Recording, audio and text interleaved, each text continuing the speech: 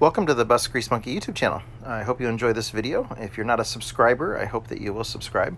I do travel around the country in this 1947 Silversides bus working on old vintage buses. And I'm putting this video together just to show you some images and talk about some catastrophic failures and some unusual things that I've come across. Alright, this was a real unusual one. I did this about 6 years ago. This is a Detroit 8V71. And the flywheel actually sheared off of the crankshaft. So what you're looking at here is the end of the crankshaft. All 6 of the flywheel bolts, plus the 2 dowels that hold it on, had sheared right off. You can see the broken bolts, parts of them still remaining in the holes there in the crankshaft. The whole crankshaft holes are kind of wallowed out from where the bolts were in there, where they were apparently loose or just bent in there. But the whole flywheel literally fell off, and that's when I got the call. I was able to save this flywheel. I got all of those broken bolts out of there. I cleaned up the facing on it. I tapped out the holes where the dowels are. You pull the dowels out, you drill them out and tap them. There's actually some instructions in the Detroit diesel manual that says to take it from a 6 to an 8 bolt pattern because they have problems with these bolts shearing off like that. So the fact is, it's been about 6 years. The bus is still on the road running today. Really, when I first saw it, I thought, oh, this poor guy's going to need a new crankshaft. There's nothing I can do. So I kind of threw a Hail Mary at it by running, helicoils in there and cleaning everything up and putting the bolts back in. New bolts. You never want to reuse the flywheel bolts because you do risk that happening. So let's go on to the next one here. This one here is crazy. This is the bevel gear, the input bevel gear on a transmission, a 4-speed Spicer out of a GM bus, a 4106. And what I believe happened is that the owner ran it out of oil. Everything was dry on the top end of the motor or of the transmission, and all the oil was cooked off of there. There was no sign of any lubrication in there whatsoever, and things just got really hot and then bound up. I found him a replacement transmission for I think $400 from a friend of mine. It was just way easier than trying to rebuild anything or source any parts for it. The dipstick showed it being full. I suspect that the owner filled it with oil before he called me. I reused the oil pump on the next transmission that I replaced it with and confirmed that the oil pump was working.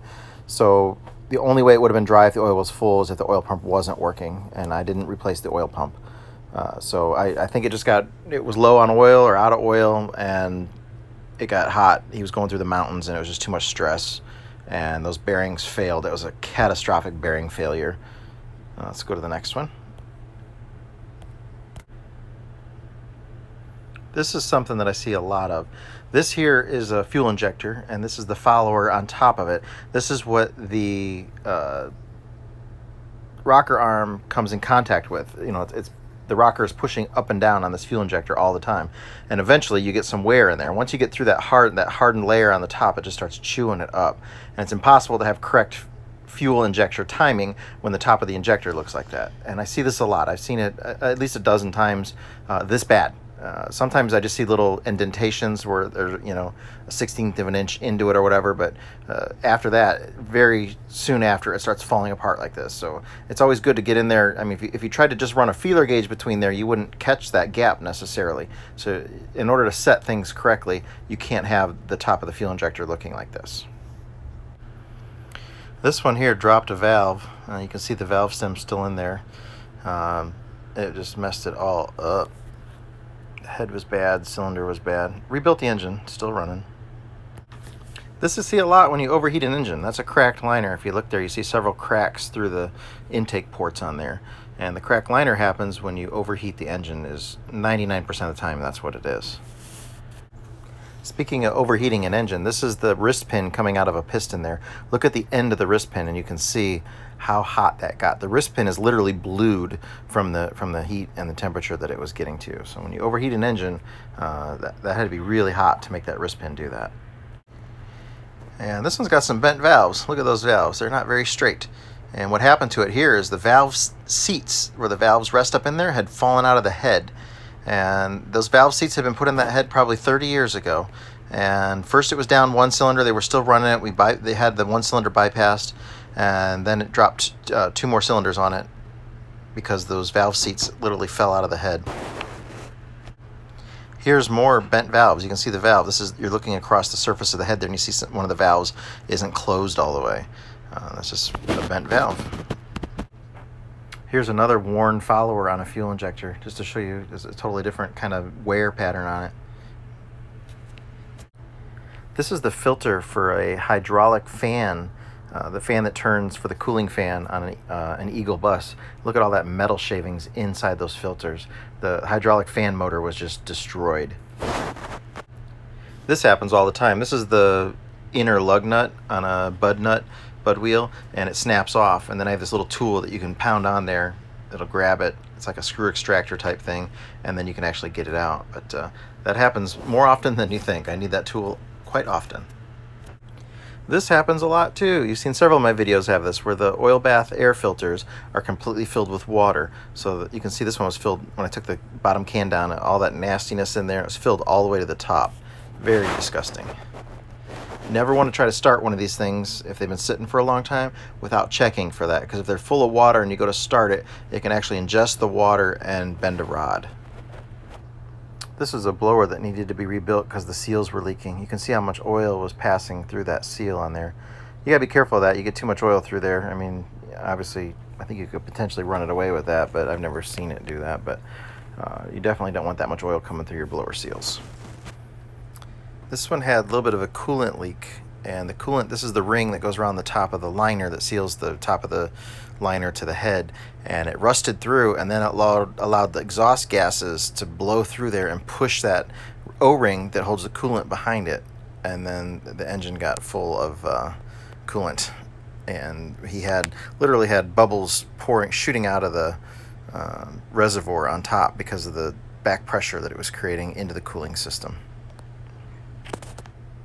This one I didn't work on. This is my buddy Dan's bus. He hit the brakes and heard a pop and came apart like that. And he soon learned that he couldn't drive at all with that drum like that because of how out of balance it was. So he literally cut the facing off. He needed the spacing for the wheels. So he got in there with a grinder and cut that brake drum 100% off, just had that spacer to be able to get to a place where you could get a new drum. But even at like 5 miles an hour with that off-centered like that, it was just banging around like crazy. This one I rebuilt. When I pulled the head and looked down there, I could see how scored the cylinder walls were, and obviously the piston's chewed up. You can see how scoring is going on there. And that little tiny hole in the top of the piston, when I got it out, it turned out to be a huge hole in the side of the piston. Just obviously it got overheated, and then it was just wearing, and this is the engine rebuilt here. It's still running today. Be careful how much stop leak you put in a radiator. This is the bottom of a radiator, all that stop leak goot up in there. This is the top end of the radiator with that stop leak stuff in there. Just nasty how much that is, and restricting the water flow through there. This one was overheating. Now this is my radiator. This one, my fan came off and went through the radiator, and I soldered that up on the side of the road and then drove it home, added water to it and drove it home. We had 200 miles to go, and I was only 12 hours delayed on that. I had to pull the radiator out, solder all those cores, cut off the fan blades that were all bent over. My son brought me a new fan. It was just a crazy experience. This is what happens when your engine emergency stop self-deploys on its own while you're going 70 miles an hour down the highway. It just created such a vacuum in that. This is my air intake, and it just ripped a hole right through that intake hose, sucked oil through the blower. It was terrible. You don't ever want that thing to self-deploy when you're going 70 miles an hour down the highway. A common problem to look out for on the GM buses especially, this is where the front radius rod that holds the axle in place, where it hooks to the front of the bus under the driver there or under the passenger, and it's steel and it's bolted to aluminum, so you get that dissimilar metal corrosion in there, so it all just falls apart. So if you're looking at buying a 4106 or a 4104 and they have that airbag suspension, even a Buffalo, you need to look at that where that radius rod mounts and make sure everything is still real solid up under there. Another inside of a radiator, just nasty buildup and corrosion in there.